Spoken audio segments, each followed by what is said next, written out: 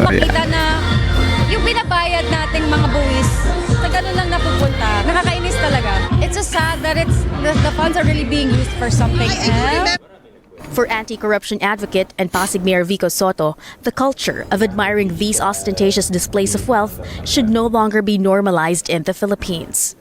If we want to fix this, kailangan aminin natin na at some level, all of us are guilty here. Hindi ibig sabihin may natanggap tayo. Pero ibig sabihin at some point, hinayaan natin na pumayag tayo. Gawin natin siyang hindi normal at gawin natin siyang hindi nakaka-inspire. Reaction by PH.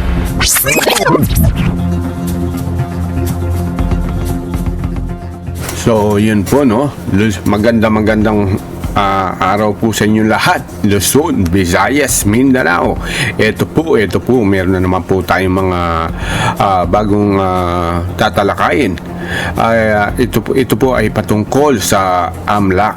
Ang AMLAC po ay ito sa Philippine sa Anti-Money Laundering Council, no? So, may mga kahina-hinalang transaksyon na natukoy na konektado sa ilang mga kontratista sa mga proyekto ng flood control, no? Samantala, tiniyak ng Malacanang pala ni handa si Pangulong President Marcos Jr. na sumailalim po ito sa lifestyle check, mga kareaksyon.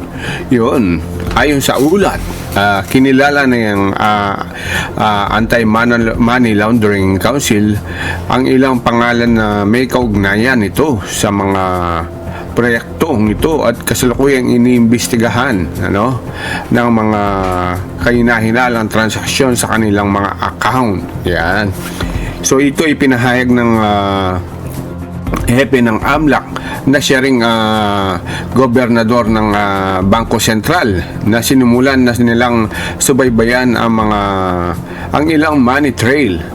Kasabay nito, yan, patuloy na mainit na pinag-uusapan sa social media at di pa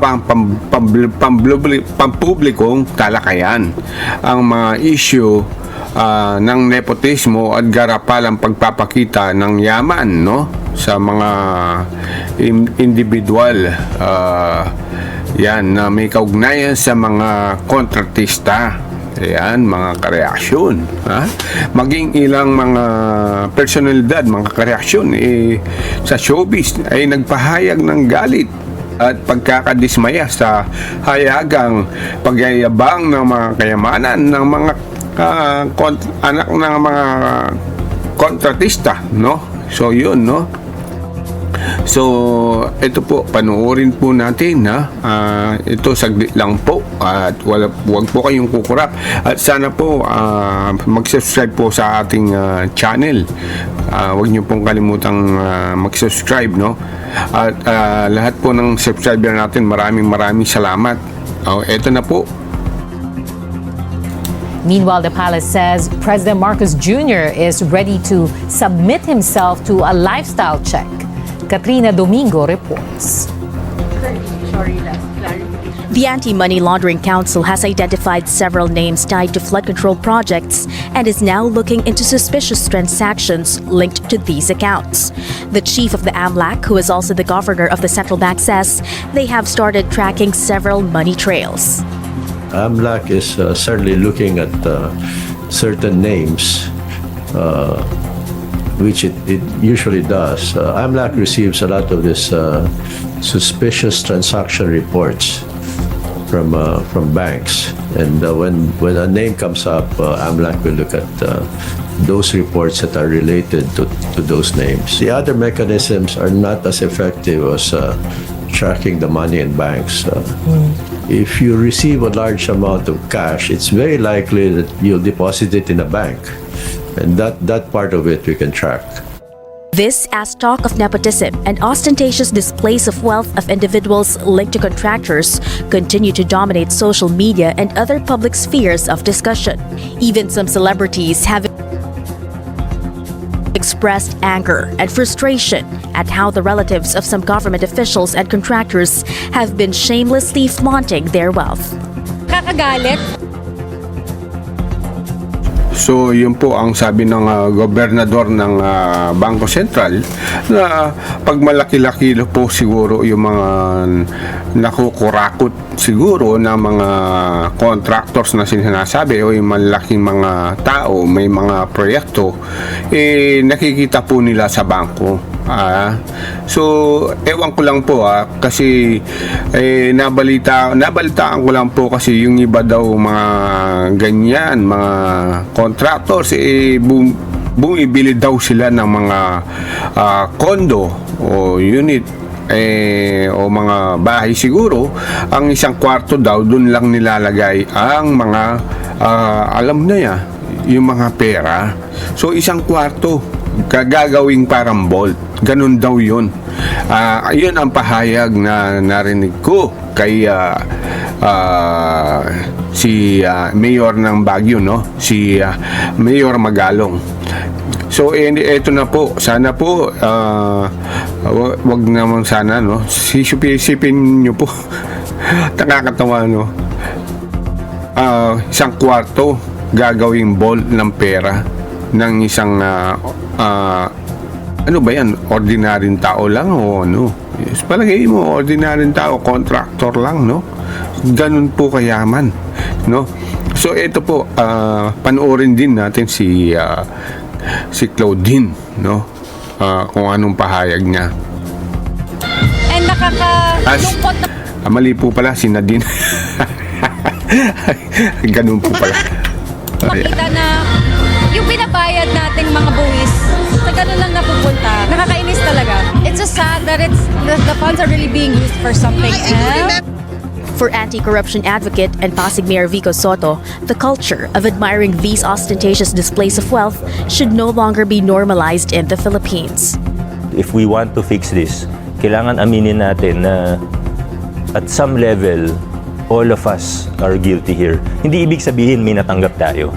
Pero ibig sabihin, at some point, hinayaan natin na pumayag tayo, gawin natin siyang hindi normal at gawin natin siyang hindi nakaka-inspire. Senator Sherwin Gatchalian says the luxury vehicles, bags, clothes, vacations, and shopping sprees that were posted on the online channels and accounts of the kins of public officials and government contractors may be used in investigations. Dito mo talaga mako-connect yung facts, yung katotohanan. For example, magkano bang kita mo? Magkano ginagastos mo? So magkakaroon ka ngayon ng idea bakit hindi tugma yung kita mo doon sa gastos. These displays of wealth and billions of pesos lost in allegedly anomalous flood control projects have prompted President Marcos Jr. to order a lifestyle check. Malacanang says the president and the entire executive branch are ready to submit themselves to an audit and publicize their statements of assets, liabilities, and net worth or SALN.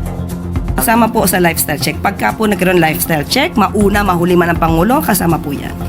Some cabinet members have also agreed to undergo a lifestyle check.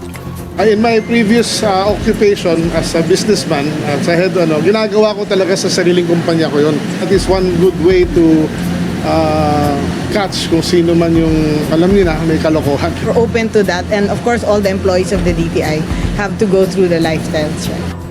Meanwhile, the spokesperson of the Office of the Vice President guaranteed that with or without a lifestyle check, the OVP's personnel have been living simple lives.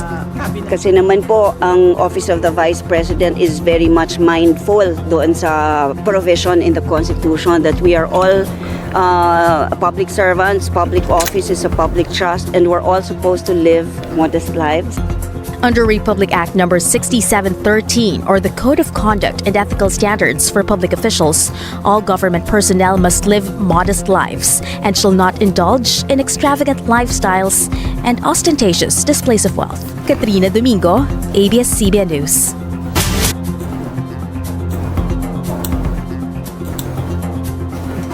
So yun po, no, napanood natin ang munting video na napatungkol po dito sa AMLAC na ang nangunang nag-iimbestiga po ang ating gobernador ng Bangko Sentral, no?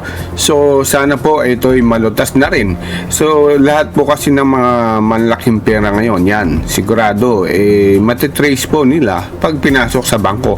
Pero ewan ko lang pag pinasok po. Pag hindi naman po pinasok, yun nga sinasabi ni Mayor Magalong, di ba? Na anong gagawin mo? Siyempre, kahit ikaw, common sense lang, di ba? Ba't ko dadalhin sa bangko? Alam naman nila matitrace nila. Simple lang po yun. Hindi nila dadalhin sa bangko. Tama doon po si Mayor Magalong. Anyway po, diyan muna magtatapos ang ating video. At panoorin nyo po yung ating mga ilang video na nakaraan para updated po tayo sa ating channel, no? So ito po, maraming salamat sa inyong mga subscriber at sa mga nanood. God bless.